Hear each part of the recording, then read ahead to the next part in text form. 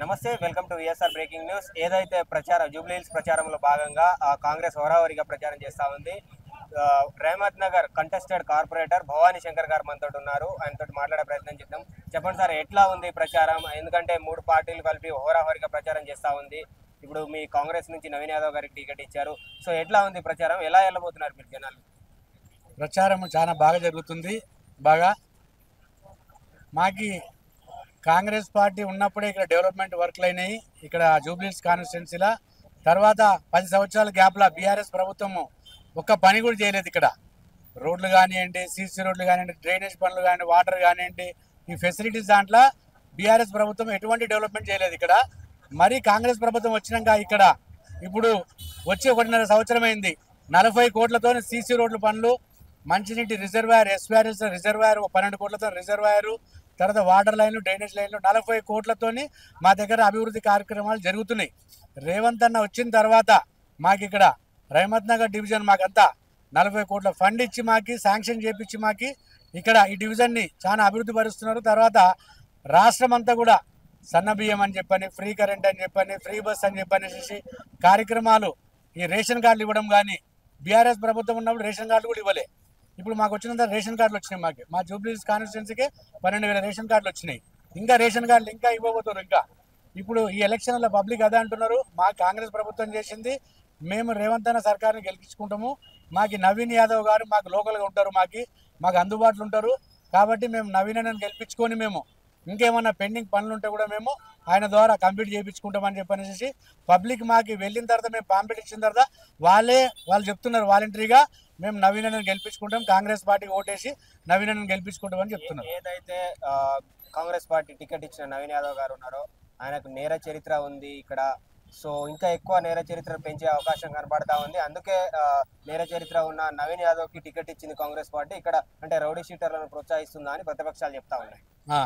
ఇప్పుడు నవీన్ యాదవ్ గారు ఆయన engineering, bachelor of architecture engineering చేసి ఆయన రాజకీయాల్లోకి వచ్చిండు. ఆయన నేర చరిత్ర అనేది లేదు. నేర చరిత్ర అని చెప్పానంటే మేము కాంగ్రెస్ పార్టీలో ఉన్నప్పుడు 2020లో మేము కంటెస్ట్ చేసినప్పుడు మా కార్యకర్తల మీద, మా మీద ఎస్సీ ఎస్టీ కేసులు, అట్రాసిటీ కేసులు, నాన్ బెయిలబుల్ కేసులు పెట్టింది బీఆర్ఎస్ ప్రభుత్వం వాళ్ళు, BRS party.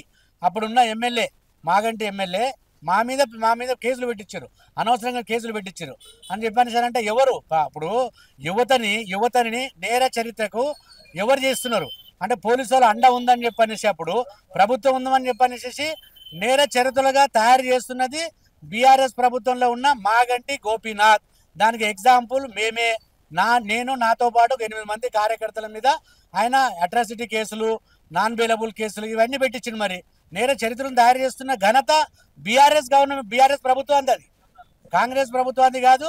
Naveen Yadav clean chit ఉన్న పర్సన్, అతను ఆర్కిటెక్చర్, అతను సర్వీస్ చేద్దామని చెప్పనేసి పబ్లిక్లోకి వస్తున్నాడు. ఆయన ఒకసారి గెలిపించి చూడండి, ఆయన లోకల్గా ఉంటాడు, ఇక్కడనే అందుబాటులో ఉంటాడు పబ్లిక్కి.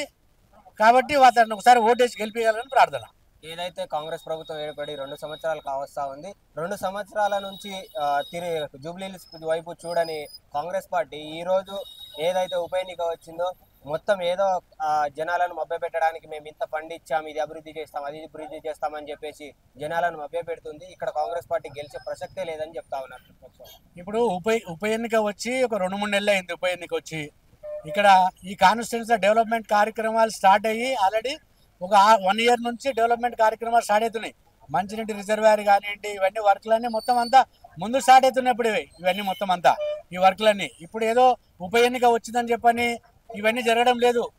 కాంగ్రెస్ ప్రభుత్వం మాట ఇచ్చింది 6 గ్యారెంటీలు అని చెప్పని అవన్నీ అమలు చేస్తుంది. ఉప ఎన్నిక వచ్చింది ఇప్పుడు అంటే అది కాంగ్రెస్ పార్టీ 6 గ్యారెంటీలు 420 హామీలు ఇచ్చిందో ఆ హామీలలో కానీ ఆ 6 గ్యారెంటీలో కానీ పూర్తిగా ఫెయిల్ అయింది. ఇప్పటివరకు ఒక్కటి కూడా ఇంప్లిమెంట్ కాలేదు అని చెప్పేసి ప్రతిపక్షాలు చెప్తా ఉన్నాయి. ఇప్పుడు మాకు సమయం వచ్చింది, మాకు సంవత్సరంన్నర అయింది. మాది కాంగ్రెస్ గవర్నమెంట్, రేవంత్ అన్న సర్కార్ వచ్చి సంవత్సరంన్నర అయింది. సంవత్సరం వల్ల చాలా కార్యక్రమాలు చేసినాం మేము, చాలా కార్యక్రమాలు. రేషన్ కార్డులు ఇచ్చినాము, దాంట్లో స్కీములు ఇంప్లిమెంట్ అవుతున్నాయి. ఫ్రీ బస్సు, గ్యాస్ ఒకటి, ఫ్రీ కరెంటు, ఇవన్నీ మొత్తం సన్న బియ్యము.